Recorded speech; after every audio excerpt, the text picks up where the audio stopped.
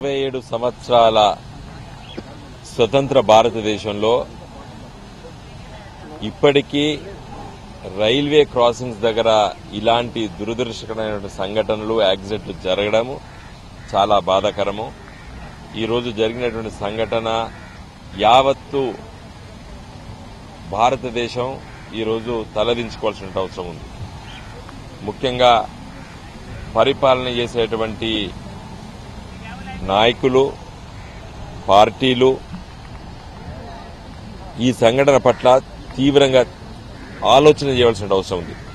చిన్నారులు భారతదేశంలో పుట్టి స్వతంత్ర భారతదేశంలో గొప్పగా ఎదగవలసినటువంటి ఈ పౌరులు, ఈ చిన్నారులు పౌరులుగా ఎదగవలసినటువంటి సమయంలో ఈ సంఘటనలో వారు చనిపోవడం, ముఖ్యంగా చదువుకోవడానికి బడికి వెళ్తున్న సందర్భంలో జరిగినటువంటి సంఘటన చాలా బాధాకరం.